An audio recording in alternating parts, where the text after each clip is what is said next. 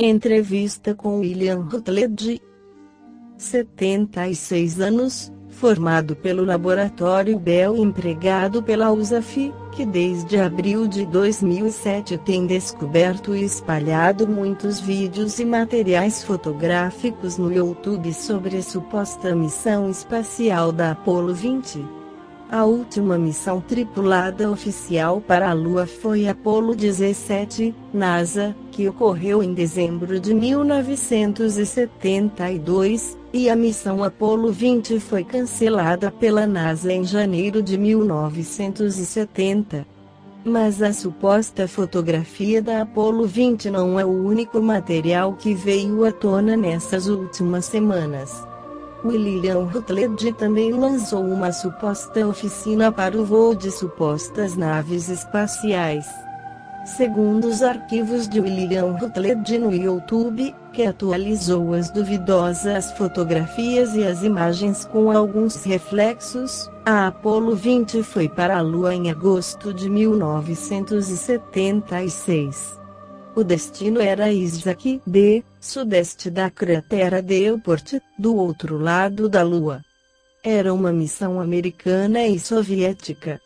A tripulação era composta por William Rutledge, CDR, formado nos laboratórios Bell, Leonard Snyder, CSP, laboratórios Bell e Alexei Leonov, cosmonauta soviético formado pela Apollo-Soyuz, missão um ano antes. Leonard diz como se tornou um astronauta com a NASA nos anos 70. William diz: a NASA não me empregou, quem me deu emprego foi a USAF. Eu tinha trabalhado em um estúdio de tecnologia estrangeira, apenas russa, e estudei sobre o projeto N1, sobre o plano de projeto Ajax e no projeto IG Fosfat 25. Tinha algumas habilidades para navegação de computador e eu era voluntário para o projeto MOL Gemini. A USAF me recrutou. Optei mais tarde pela Apollo 20 porque eu era um raro piloto que não acreditava em Deus, o que mudou desde 1990. Isto não era o status dos astronautas da NASA. Não acreditar em Deus fez a diferença. Leonard diz quando, acima de tudo, porque decidiu abrir essas informações sobre a missão espacial secreta? Há alguém te protegendo? William diz: talvez seja o anúncio da maravilha de tudo isso. Penso também que os UFOs aparecerão com mais frequência a partir de setembro de 2007. Muitas pessoas morreram ao meu redor em Ruanda. Tenho tido mais tempo para me preocupar com isso. Sobre proteção, por favor, entenda, é difícil falar de minha blindagem. Leonard diz após a missão Apollo 20, que ocorreu em 1976, segundo as informações que você nos deu, o que fez e quando deixou os Estados Unidos. William diz: depois da Apollo 20, algumas coisas aconteceram, não estava ciente de como o material coletado seria usado. Pensei que a nave espacial era uma péssima ideia. Trabalhei no projeto KH-11 antes de me aposentar. Leonard diz nas suas palavras no YouTube: você mencionou os membros da Apollo 20, entre eles há um cosmonauta soviético, Alexei Leonov. Lembro-me que ele ainda está vivo. Ele sabe o que você está fazendo na rede mundial? Você falou com ele depois de abril de 2007? E se a resposta for não, você não tem medo do que ele poderia fazer ou dizer? William diz: Leonov não está ciente de tudo isso. Eu não falei com ele, nossos contatos foram totalmente perdidos em 1982, 1984. Fui para Ural em 1995 ou 1994, não me lembro, respondendo a um convite, mas estava uma grande confusão aqui, cruzei Moscou quando os tanques estavam atirando no parlamento russo. Não posso imaginar a reação dele. Se ele descobrir os vídeos sem uma preparação, ele pode confirmar ou deixar rolar. Se ele tiver preparado e avisado, ele pode negar. Leona diz a questão dos subtítulos nos diálogos do material da nave: você fez ou mais alguém o ajudou? E os diálogos originais? Estavam no material? Teve problemas com a codificação durante a transferência? William diz sim, diversos problemas. Os subtítulos foram feitos apenas depois da transferência. Tenho que trabalhar com a distância. Estarei de volta em Ruanda em julho. Pedi para colocar o material do voo rapidamente. Eles fizeram as legendas em 1 hora. Abertura para 1.8 não está no lugar correto. Há erros, mas isso não me espanta. A Apollo 11 me surpreendeu em uma menção no começo do filme. Isto está no filme original, um internauta me avisou. Os filmes não são da primeira geração, alguns deles foram copiados em 1982, estou certo disto. Alguns têm o fundo azul como eram as do final dos anos 70. Leona diz nos diálogos entre os astronautas e a missão de controle, há algumas expressões que não entendo, por exemplo, CSM, diz que Vandenberg 20. Poderia imaginar que diz que é a posição que estão na Lua, perto da cratera Isaac, e o Vandenberg 20 são do controle de missão, localizado na base da Força Aérea em Vandenberg, na Califórnia. Pode explicá-los? William diz: CSM é Command Service Module, comando do módulo de serviço. Diz que era o computador Display Keyboard de exibição do teclado. Usávamos muito disso. Aqui é Apollo Guidance Computer, computador de guia da Apollo, mesmo que diz que, mas localizada dentro da nave da Apollo e unida a um telescópio. Em alguns vídeos, as primeiras imagens vistas é o painel DISC com linhas prog, que indica o programa que está correndo em verbo e pronome. O verbo indica o que o DISC precisa fazer e mostrar. Antes de filmar tive que entrar no verbo 15, que emite missão, tempo, ou horas, minutos, segundos. Então há 65 pronomes para exibição naquelas fileiras. As horas estão na primeira linha, minutos na segunda e na terceira estão os segundos e os décimos. Então, em cada filme colocamos a data no começo da matéria, MET, Mission Elapsed Time. No filme do voo, o computador indica 144 horas, se me recordo bem. Capcom, CC, é a função do único carregado da transmissão oficial para os astronautas. Ele garante todas as informações e as transmite para os astronautas: notícias do solo, instruções para correções, chamadas para acordarem, há 3 pessoas se revezando. A síntese era Vandenberg chamando de próximo Vandenberg 20, uma ligação do 20. Isto invertia quando começava da Terra, Capcom 20 ou às vezes Econ 20, Guido 20 era quando tínhamos um trabalho especial para fazer, entrada num DIC, correções. Quando a saída de um DIC era feita, as comunicações eram diferentes.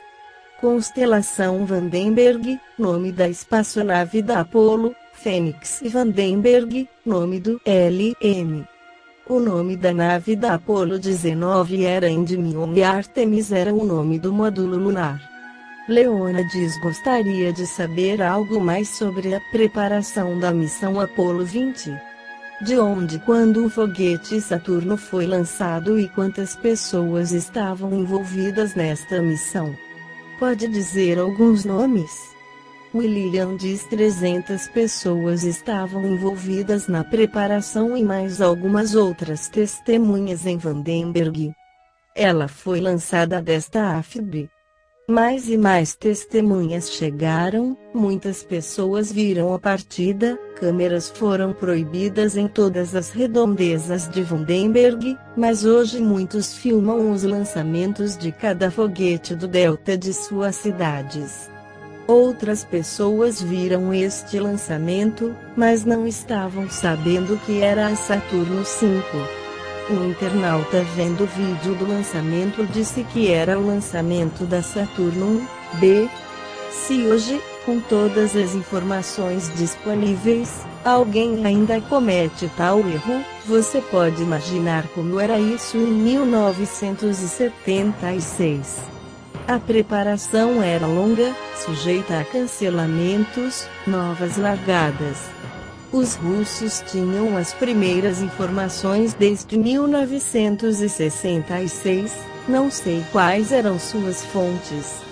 Leonid pode me dizer alguma coisa sobre a colaboração russa na Apollo 20? William James Shipman Fletcher colaborou para Estados Unidos e Valentin Alexeyev para a Rússia. Werner von Braun era o inspetor de sorte. Na Capcom tínhamos o Charles Peter Conrad e James Irwin. Leona diga-me alguma coisa sobre as missões Apollo 18 e Apollo 19, especialmente sobre esta última e sua falha. Eram missões secretas com o mesmo objetivo da Apollo 20? Conte-me sobre sua ex-namorada, Stephanie Ellis, a primeira mulher americana no espaço, de acordo com a carta formal que você me escreveu. A história oficial do espaço não a inclui como astronauta. William Apollo 18 era o projeto Apollo-Soyuz, uma lua de mel antes do pouso na Lua e foi apresentado com um simples aperto de mão na missão de 1975. A Apollo 19 e Apollo 20 eram missões perigosas. Na longa duração do voo, a pressão do hélio era muito alta no LEM, a segurança do disco tinha que estourar se a pressão estivesse alta, mas os motores ficariam inúteis depois disto. Então foram trocadas na Apollo 19 e 20, mas não foram testadas no espaço antes. Estava certo, mas no papel. De qualquer maneira não tivemos problemas com isso. Era uma missão longa, 7 dias programados na Lua, cada raio de luz era usado até a elevação. A Apollo 19 teve uma perda de telemetria, um brutal fim de missão sem dados. Agora a verdade é desconhecida, mas parece que foi um fenômeno natural, uma colisão com um quase-satélite como Cruitne, ou um meteoro. Eu acho que a probabilidade é mais alta. O objetivo era o mesmo, o pouso era no mesmo local, o programa de exploração era diferente, eles tinham um grande trabalho para fazer, explorando o teto da nave escalando na colina de Mônaco. Nenhum astronauta americano está registrado, descobri desde que muitas pessoas encontraram diversos William Rutledge na NASA. Posso ter encontrado na lista dos pilotos de teste de Chance Volt, no centro de consulta de registro de James Forrestal. Eu estava envolvido com os fluidos mecânicos. Meu chefe era Bogdanov, nada em comum com o cientista Bogdanov.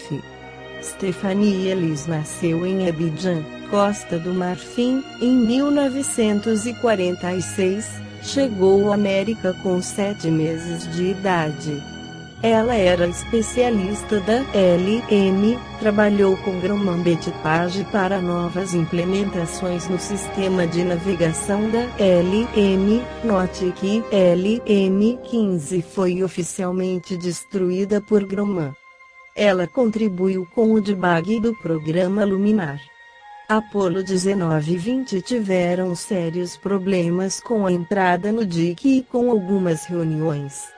O conhecimento técnico dela era tão bom quanto a de Roger Chaffee. Ela era uma pessoa maravilhosa e engraçada também. Tenho algumas fotos dela no LEM. Não mostrarei os outros membros da tripulação. Quanto aos colaboradores russos, não sei como, mas eles foram informados da presença de uma nave no lado distante da Lua. A Luna 15, em julho de 1969, chocou-se no nariz da nave. Era uma sonda similar a um guarda-chuva ou a outra qualquer na órbita lunar. Eles fizeram mapas e quadros precisos da área. O centro das decisões era em Ural, na cidade de Sverdlovsk. O chefe do programa era professor Valentin Alexeyev, que mais tarde tornou-se presidente da Academia de Ciência de Ural. Leonov foi escolhido por causa de sua popularidade em conduzir o pessoal comunista, e porque ele estava na Polo-Soyuz. Em 1994, encontrei de novo o Valentin Alexeyev em Ural, Yekaterinburg, e ele tinha um modelo da nave feito de malaquita com a cadeira embutida de ouro. Eu poderia lhe contar sem história sobre como os russos quiseram nos impressionar. Por exemplo, quando vim para a Academia de Ural pela primeira vez, meus pés escorregaram no chão, eles tinham colocado verniz no chão, não estava seco, queriam nos mostrar seus novos escritórios, eles fizeram tudo isso da maneira russa, rapidamente, com grande quantidade de verniz, sem estar completamente pronto. Leona diz a alguém nos Estados Unidos, na Rússia ou na Europa que possa confirmar a sua história. E você não tem medo que alguém possa ameaçar seus amigos ou parentes? William diz nos Estados Unidos, honestamente, não sei quem está vivendo lá agora. Conrad morreu de uma maneira estranha, a morte dele foi terrível. Irwin está morto, acho que Van Braun e James Fletcher também. Leona Marietta Snyder está viva, nos comunicamos e ela me apoia neste trabalho. Na Rússia tem Valentin Alexeyev e Alexei Leonov. Leonov é aposentado, não estou certo disso, mas é por causa dos problemas de saúde dele. Sobre segurança, sem problema já que vivo em Ruanda, eu tive problemas só agora na Europa, minha família está morta. Fui para Ruanda em 1990, e fiquei durante 3 anos. Os meses de abril a julho foram os piores da minha vida, mas agora tenho amigos verdadeiros na comunidade Tutsi e no governo. Não sou conhecido em Ruanda como William Rutledge, cidadão americano, tenho uma vida toda nova. Mantive meu sinal da lua, nomeado de tecido beta. Leona diz o que soube sobre o não oficial Instituto de Pesquisa Warwink informado no programa de aclamação pública lançado em 1992 para o MUFO. William diz não tinha conhecimento desta informação. 1992 foi um ano muito difícil para mim, estava desconectado de tudo isso. Leona diz agora podemos discutir sobre a nave alienígena e cidade no lado distante da Lua. Você entrou dentro da nave espacial? Que tamanho era? Encontrou algo lá dentro? William diz entramos dentro da nave gigante, e também dentro de uma triangular. As principais partes da exploração eram essas. Era uma nave-mãe muito antiga que cruzou o universo há pelo menos 1 bilhão de anos atrás, 5 estimados. Havia muitos sinais biológicos, restos antigos de vegetação em uma seção de motor, rochas especiais que emitiam lágrimas de um líquido amarelo que tinham algumas propriedades medicinais especiais e, claro, sinais de criaturas extrasolares. Encontramos restos de pequenos corpos, 10 centímetros, vivendo de princípio, em tubos de vidros da nave, mas a principal descoberta foi de 2 corpos, sendo que um intacto. Leona diz: você visitou a cidade na Lua. Onde? Você entendeu se havia alguma conexão com a nave espacial? A cidade e a nave ainda estão lá. William diz: a cidade foi nomeada na Terra e programada como Estação 1, mas pareceu ser um lixo espacial real, cheio de pedaços, peças de ouro, somente uma construção parecia intacta. Colocamos o nome de catedral. Fizemos fotos com pedaços de metais, de toda a peça revestida de caligrafia exposta ao sol. No vídeo, as fotos na tela fazem os artefatos parecerem maiores. Leona diz: e o que me diz da Mona Lisa? O nome correto em italiano é Mona Lisa. Como ela é e onde ela estava na hora que a encontrou na Lua? Onde você acha que ela está agora? William diz: Mona Lisa. Não me lembro quem a deu este nome, Leonov ou eu. Humanoide, fêmea, com 1,65 metros de altura, cabeluda, 6 dedos. Função: piloto, pilotar dispositivo fixado para dedos e olhos, sem roupas. Tínhamos que cortar 2 cabos ligados ao nariz. Não havia narinas. Leonov soltou o dispositivo dos olhos. Concreções de sangue ou biolíquido estourou e congelou a boca, nariz, olhos e algumas partes do corpo. Algumas partes do corpo estavam em boas condições e não muito comum. Cabelo e a pele estavam protegidos por uma capa fina transparente. Quando dissemos para o controle de missão, as condições do corpo pareciam não vivas e não mortas. Não tínhamos nada de equipamentos médicos, muito menos experiência, mas eu e Leonov fizemos um teste, fichamos nosso bioequipamento na Mona Lisa, e telemetricamente as ajudas recebidas pelo cirurgião, médicos da missão de controle, foram positivas. Há outra história, algumas partes poderiam estar inacreditáveis agora. Prefiro contar a história completa quando outro vídeo estiver online.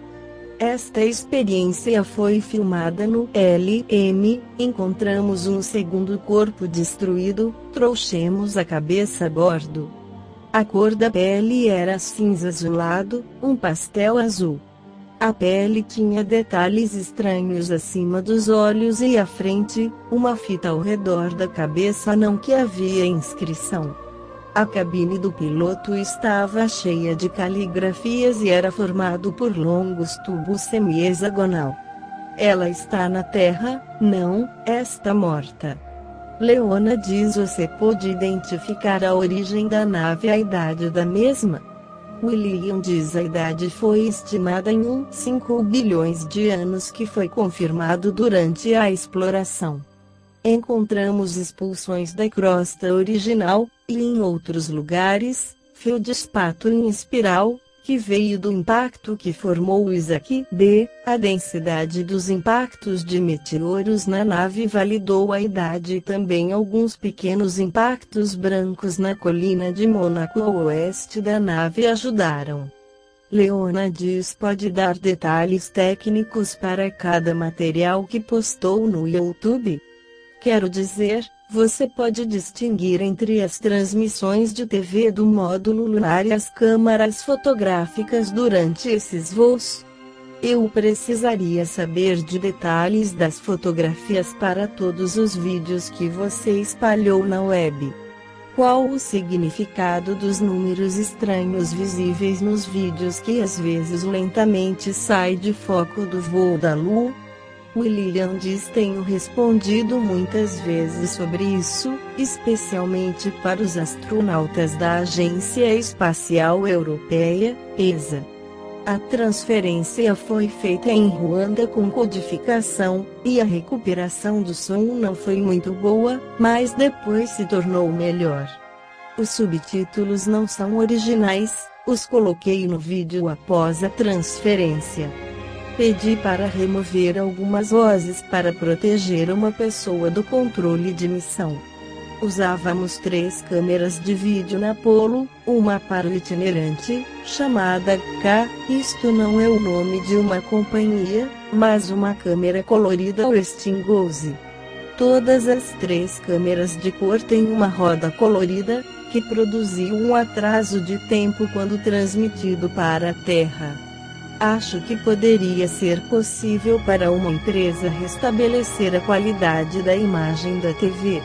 A câmera CSM tinha um monitor preto e branco e produzia imagens estáveis e afiadas, porque o foco era visível na tela. A câmera LM tinha um visor de vidro. A câmera foi usada uma vez com o visor AG, usando as coordenadas, eu transmiti o vídeo durante o voo. O vídeo do voo foi feito em gravidade zero. Eu estava na janela esquerda, na horizontal, com as pernas em volta da rede de dormir e lentes de vidro. As câmeras tinham um tubo de vídeo sensível à luz, na verdade a uma grande quantidade de luz. As marcas e números são usados para executar uma boa aterrissagem. Durante o programa 64, quando quase que na vertical, tínhamos que colocar o número 60 no lugar da aterrissagem e esperar lá minutos depois da aterrissagem.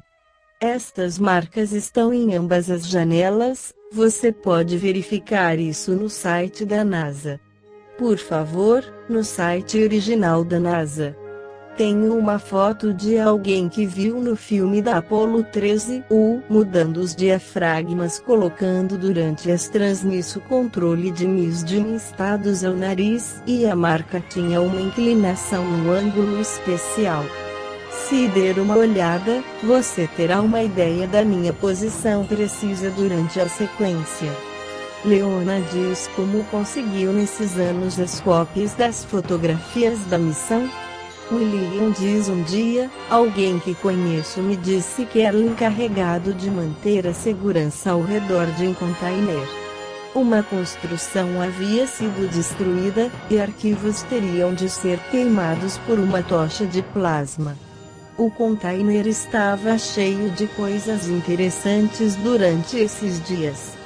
Como o ser humano é naturalmente curioso, as pessoas encarregadas da segurança entraram no container. Meu amigo pegou uma filmadora de vídeo, um par de pratos de 16 mm, caixas de papel BW e 2 ampliadores.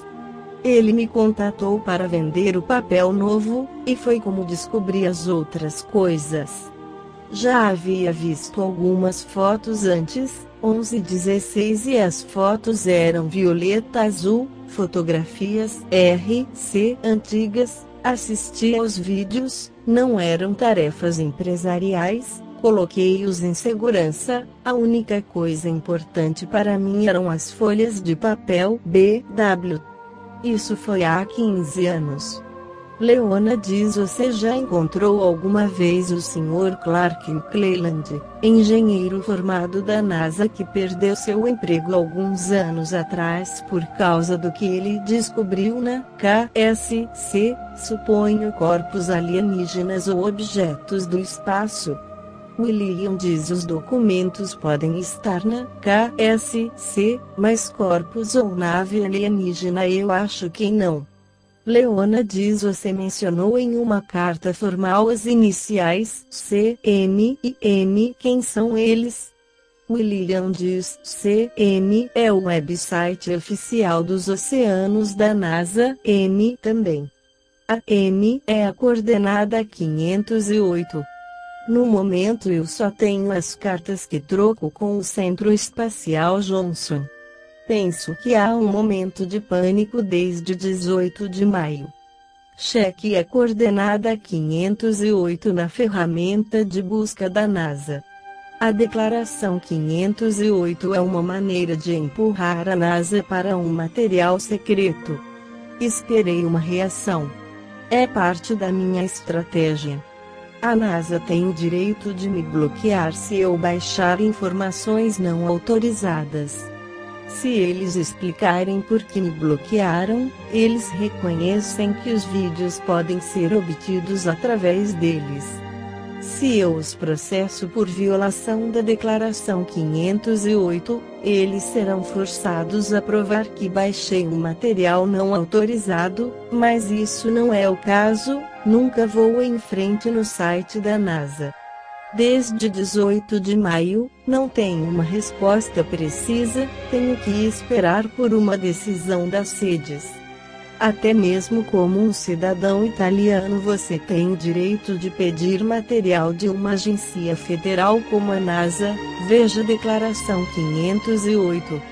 Leona diz: você não tem medo da reação do governo americano? Há alguma conexão com o retorno do planeta X, o ancião Nibiru, adorado pelos sumerianos na Mesopotâmia? O que soube sobre isso? William diz: eu estou na garganta profunda. O que a NASA e a USAF podem fazer agora? Bloquear-me e processar-me seria um reconhecimento. Eles podem falar de brincadeira ou ficção. O único medo que tenho é que eles poderiam abrir um site ou outra conta com meu nome ou colocar vídeos falsos quase perfeitos com erros voluntários para desinformar, causar confusão. Felizmente, a burocracia e o tempo trabalham a meu favor. É uma corrida. Por isso que a ideia de colocar os arquivos de Leonov é uma ideia boa, sem mais controvérsias. Não há fotografias do Leonov, nenhum vídeo dele neste período na LM ou na base da NASA e USAF. Isto relacionado é inimaginável como versão oficial. Sou apaixonado pelo período sumeriano, da Gênese, relatado pelos sumerianos. Eles explicam claramente como Deus criou o homem. Mas não tenho nenhuma indicação da cosmologia sumeriana. Tem uma questão que você não me perguntou e estou sempre surpreso porque ninguém a faz. Por que é necessário esconder os UFOs? Por que desinformação? Por que colocar tudo isso debaixo de um carpete? Isto é uma pergunta de economia. Todas as moedas na Terra são baseadas no valor do ouro. Muitos cidadãos não sabem disso, mas o ouro é um metal extraterrestre que vem da morte de uma estrela. Quando uma estrela está morrendo e a sua massa está crescendo, seus átomos estão comprimidos, e quando a estrela explode, ela espalha grandes quantidades de ouro novo no sistema solar. Por isso que o ouro não é um mineral para negociar, mas sim metal perfeito de carbono grátis. Isto significa que a substância mais comum no universo não vale mais que um pedaço de plástico. Isto seria suficiente para derrubar todas as moedas do mundo. Imagine também que Mona Lisa dissesse que o café tem um ótimo gosto, raro nesta galáxia. Só a perspectiva de comercializar o café através do universo deslocaria o poder econômico para os países do Sul em um dia. Veja, não é problema de pânico, mas simplesmente um problema de economia. Peço para você investigar por si mesmo as informações apresentadas aqui. Não aceite nenhuma, desafie todas elas. Decida por si mesmo se as palavras aqui são verdadeiras. Você é o mestre de seu destino. Se você puder encontrar a verdade, dê a sua opinião porque ela é importante para nós, seja através de uma crítica, vídeo resposta, elogio ou sugestão.